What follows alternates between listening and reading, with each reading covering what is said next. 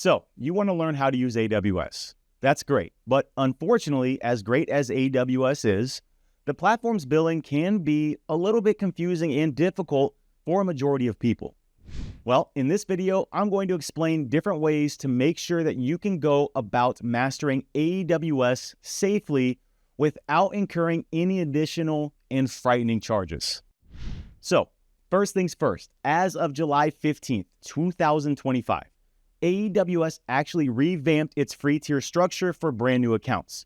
So if you're on an older account, make sure you do some additional research because in this video, we're going to be covering the most updated version of the free tier offering. With that being said, here's what the updated free tier actually entails.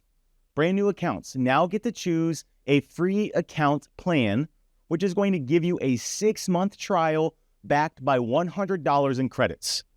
And you actually get the chance to actually earn an additional $100 more in credits in various ways.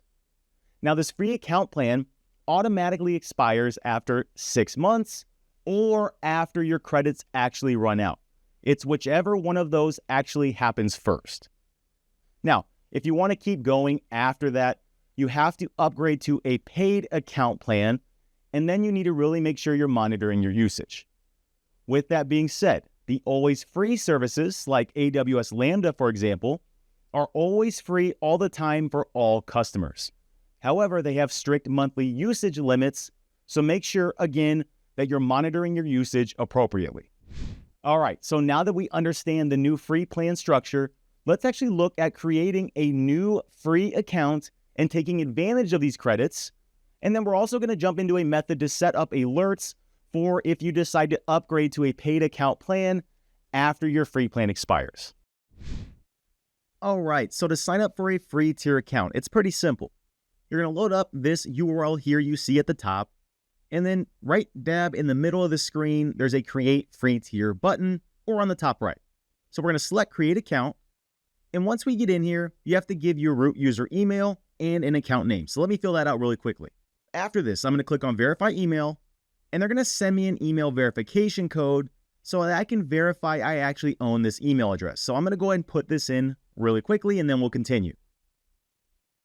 All right, so I got my code, I verify my email, and then the last thing I do here is I have to set my root user password. So I'm going to go ahead and copy in a complex but memorable password now. Now, here's where we get to the good part. This is the screen where we can now select either a free plan or a paid plan. So for this, of course, we want to take advantage of the free plan. So I'm going to choose free plan. And now we have to go through the typical setup configuration steps. So what I'm going to do is cut forward. I'm going to fill out all my contact and billing information, which is required. And we're going to skip forward to when I am actually within the console itself. All right, so I've now created my new free account. And if I scroll down here under the main widgets, you're going to see we actually have some credits. Now, I've already played around in this account a little bit, so I have an additional credit here. But I want to show you how you can earn additional credits up to $100 more.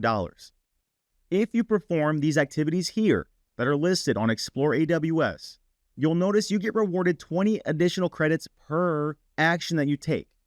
So because I set up a budget on my own just to test, I received an additional $20 in credits, which is awesome. So I can earn up to $100 more by doing these steps here. Now, with that being said, one thing to keep in mind here is if I load up EC2, for instance, since this is a free account plan, we are limited on what we can do. So if I launch an instance, you're going to notice when I go down and select the instance type, I can't choose anything I want.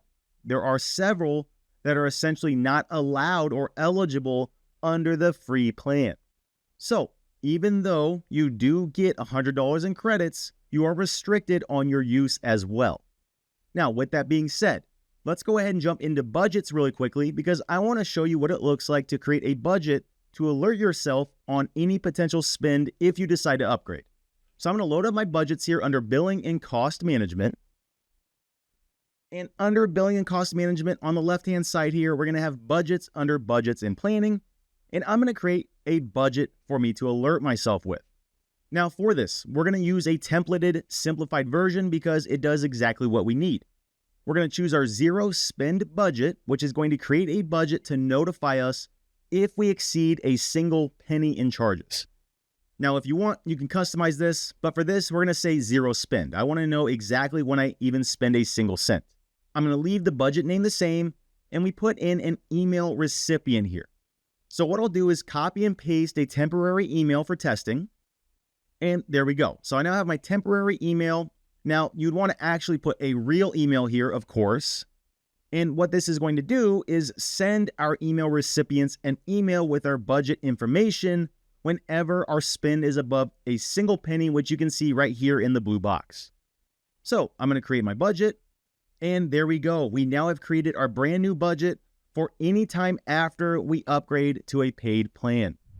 All right, now another way to get live real-world practice without stressing about AWS costs at all is to actually leverage Pluralsight's hands-on playgrounds, where you can also access the cloud sandboxes. With these sandboxes, you can build, you can practice, and you can apply new tech skills that really matter in the real world. And here's the best part about all of it. Once you have access to these sandboxes, you don't incur a single extra charge. Nothing. So if that sounds exciting to you, let's go ahead and jump in really quickly into how to create and use these sandbox environments right now. Under the skills platform on Pluralsight, under hands-on here on the left-hand side, you're going to be able to go into the hands-on learning, which includes hands-on playgrounds and hands-on labs. In here, under hands-on playground, we have our cloud sandboxes, which is exactly what we want to use. So I'm going to get started with these. And under here, we see the 3 public cloud vendors, and we're going to choose AWS Sandbox. So I'm going to click on Open Sandbox. Now, all I have to do here is click on Start Sandbox. And just like that, which was real time, by the way, we have a brand new isolated sandbox environment for us to log into and play around with. So let's go ahead and test out logging in now. So to do this, the easy way that I tell people is you can copy and paste this in a new window. But what I like to do is click on Open Sandbox with the right click, open in an incognito or private window, and it's going to auto-populate the important information here. So now we need the username and password because the account ID is there already. So if we go back, we see username is cloud user and the password is here. So I'm going to click this little copy button, copy the password and jump back over.